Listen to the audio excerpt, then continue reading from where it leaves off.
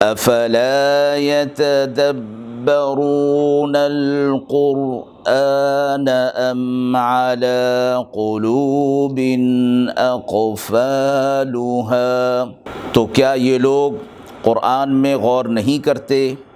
یا دلوں پر قفل لگ رہے ہیں؟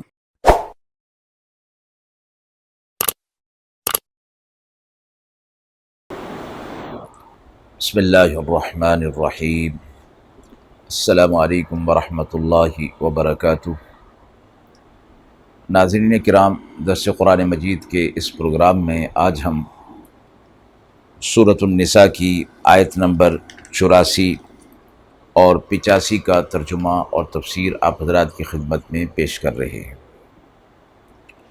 اعوذ باللہ من الشیطان الرجیم، بسم اللہ الرحمن الرحیم۔ فقاتل فی سبیل اللہ لا تکلف الا نفسك وحرض المؤمنین عسى اللہ ان یکف بأس الذین کفروا واللہ اشد بأسا واشد تنکیلا۔ من يشفع شفاعة حسنة يكن له نصيب منها ومن يشفع شفاعة سيئة يكن له كفل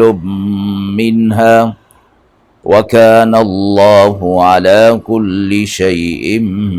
مقيتا۔ آیت مبارکہ کا ترجمہ ملاحظہ فرمائیں۔ سو اللہ کی راہ میں قتال کیجیے، آپ ذمہ دار نہیں مگر صرف اپنی جان کے،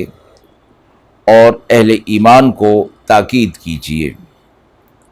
قریب ہے کہ اللہ کافروں کی لڑائی بند کر دے، اور اللہ بہت سخت ہے لڑائی میں اور بہت سخت ہے سزا دینے میں۔ جو کوئی سفارش کرے نیک بات میں، اس کو بھی اس کا حصہ ملے گا، اور جو کوئی سفارش کرے بری بات میں، اس پر بھی ایک بوجھ ہوگا اس میں سے، اور اللہ ہر چیز پر قدرت رکھنے والا ہے۔ آیت نمبر 84 میں آپ صلی اللہ علیہ وسلم کو اللہ کی راہ میں جہاد اور قتال کا حکم دیا جا رہا ہے۔ جب غزوہ احد شوال میں مکمل ہو چکا تو رسول اللہ صلی اللہ علیہ وسلم نے ذی قعدہ میں کفار کے وعدے کے مطابق بدر میں مقابلے کے لیے جانا چاہا، جس کو مورخین بدر صغریٰ کہتے ہیں۔ اس وقت بعض لوگوں جو کہ تازہ زخمی ہونے کی وجہ سے اور بعض نے افواہی خبروں کی وجہ سے اس قتال میں جانے میں کچھ تأمل کیا، تو اس پر اللہ تعالیٰ نے یہ آیت نازل فرمائی، جس میں آپ صلی اللہ علیہ وسلم سے یہ فرمایا گیا کہ اگر یہ مسلمان قتال اور جہاد کے لیے آپ کے ساتھ نہیں جاتے تو آپ تنہا اس کام کے لیے تیار ہو جائیے، اللہ تعالیٰ آپ کا مددگار ہے۔ تو آپ صلی اللہ علیہ وسلم اپنے ساتھ 70 ہمراہیوں کے ساتھ بدر صغریٰ کی طرف تشریف لے گئے، جس کا وعدہ ابو سفیان کے ساتھ غزوہ احد کے بعد ہوا تھا۔ اللہ تعالیٰ نے ابو سفیان اور کفار کے دلوں کے اندر رعب ڈال دیا، اور وہ لوگ مقابلے کے لیے نہیں آئے اور اپنے وعدے سے جھوٹے ہوئے۔ آپ صلی اللہ علیہ وسلم اللہ تعالیٰ کے ارشاد کے موافق کافروں کی لڑائی کو اللہ تعالیٰ نے بند کر دیا، اور آپ صلی اللہ علیہ وسلم اپنے ساتھیوں سمیت سلامتی کے ساتھ واپس لوٹ آئے۔ فقاتل فی سبیل اللہ میں اسی بات کی طرف اشارہ کرتے ہوئے آپ صلی اللہ علیہ وسلم سے فرمایا گیا، دوسرا کوئی آپ صلی اللہ علیہ وسلم کے ساتھ جانے کے لیے تیار ہو یا نہ ہو، بہرحال اللہ کی مدد و نصرت آپ کے ساتھ ہے، اس لیے آپ اس جہاد کو خود انجام دیجیے۔ البتہ یہ فرمایا گیا کہ اہل ایمان کو ترغیب بھی دیجیے، تاکہ سب اگر نہ جائیں تو جو جنہیں ترغیب مل جائے اور جو جنہیں نصیحت ہو جائے شاید ان میں کچھ جانے کو تیار ہو جائیں۔ ترغیب کے بعد بھی اگر وہ لوگ تیار نہیں ہوتے تو پھر آپ اپنا فرض ادا کیجئے، اور ان کے اس فعل کی ذمہ داری اور باز پرس آپ صلی اللہ علیہ وسلم سے نہ ہوگی۔ فرمایا گیا کہ اللہ تبارک و تعالیٰ کی قوت اور اللہ تعالیٰ کا کے اسباب کے بغیر بھی مدد کرنا یہ کفار کے مقابلے میں بہت زیادہ ہے، تو اس لیے آپ صلی اللہ علیہ وسلم یا آپ صلی اللہ علیہ وسلم کے ساتھ جتنے بھی اہل ایمان چلے جائیں گے تو بہرحال اللہ کی مدد و نصرت انہی کے ساتھ ہوگی۔ پھر فرمایا کہ اللہ تعالیٰ عن قریب بند کر دے کافروں کی لڑائی، اور پھر اسی طرح ہوا جب آپ صلی اللہ علیہ وسلم اپنے 70 ہمراہیوں کے ہمراہ گئے تو کفار کے دلوں میں رعب اور دبدبہ بیٹھ گیا، اور وہ پھر وہ لڑائی کرنے کے لیے نہیں آئے۔ واللہ اشد بأسا و اشد تنکیلا۔ اب فرمایا کہ باوجود ترغیب کے جو لوگ جہاد کے اندر شریک نہیں ہوئے، اللہ رب العزت سخت ہے لڑائی میں بھی، یعنی انہیں دنیا کے اندر جو ہے وہ شکست سے اور تکلیف سے دوچار کر دے، وہ بھی ایک عذاب کی صورت ہوگی، اور آخرت میں جو عذاب ہوگا وہ بھی اللہ تبارک و تعالیٰ دینے پر قادر ہے۔ آیت نمبر 85 میں یہ فرمایا گیا کہ جو کوئی سفارش کرے گا،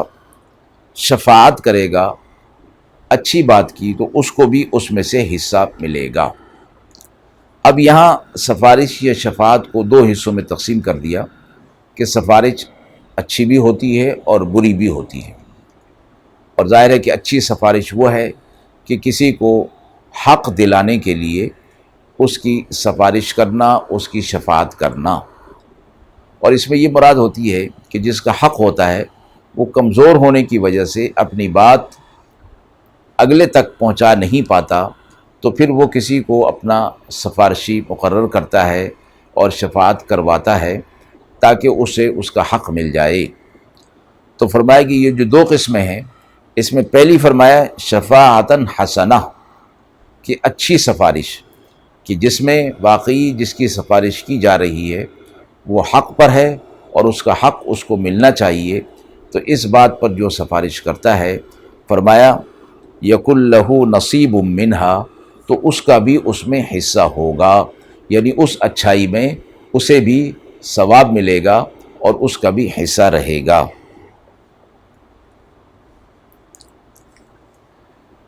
اس میں ایک بات یہ بھی فرما دی گئی کہ جس کی سفارش کی جا رہی ہے اس کا مطالبہ حق اور جائز ہونا چاہیے، اور اگر وہ جائز نہ ہو، اس کے باوجود کسی دباؤ یا جبر کی وجہ سے سفارش کر دی جائے تو فرمایا وہ ناجائز ہوگا۔ اور پھر اگلے حصے میں چلا جائے گا شفاعتاً سیئہ، وہ پھر شفاعت حسنہ نہیں رہے گی بلکہ شفاعت سیئہ ہو جائے گی، یعنی بری سفارش۔ اب آیت کا مطلب دونوں کا، شفاعت حسنہ اور شفاعت سیئہ میں یہ بات آ گئی کہ اگر جائز طریقے پر وہ سفارش کرے گا تو اس کو اس کا ثواب ملے گا، اور اگر ناجائز طریقے پر سفارش کرے گا شفاعت سیئہ کا تو اس کا بوجھ اس کے اوپر ہوگا، یعنی اس کو اس کا عذاب اور مؤاخذہ کیا جائے گا۔ اسی طرح فرمایا کسی ناجائز کام کی سفارش کرنے والا خود بھی گناہ گار ہوتا ہے، یعنی گویا وہ کسی گناہ کے کام میں اس کا ساتھی بن رہا ہے اور اس کی مدد کر رہا ہے۔ آپ صلی اللہ علیہ وسلم نے فرمایا جو کوئی کسی نیکی پر آمادہ کرے اس کو بھی ایسا ہی ثواب ملتا ہے جیسا کہ عمل کرنے والے کو۔ ایک اور حدیث میں فرمایا جس شخص نے کسی مسلمان کے قتل میں ایک کلمہ سے بھی مدد کی تو وہ قیامت کے دن اس طرح اللہ کے حضور میں لایا جائے گا کہ اس کی پیشانی پر لکھا ہوگا کہ یہ شخص اللہ کی رحمت سے مایوس ہے۔ اور آخر میں فرمایا وَكَانَ اللَّهُ عَلَى كُلِّ شَيْءٍ مُقِيتًا، یعنی اللہ تعالیٰ اس چیز پر قدرت رکھنے والا ہے کہ جو شفاعت حسنہ کرے اس کو ثواب عطا فرمائے، اور جو شفاعت سیئہ کرے اسے عذاب میں مبتلا کرے اور اس کا مؤاخذہ کرے۔ اللہ تعالیٰ اس چیز پر قدرت رکھنے والے ہیں۔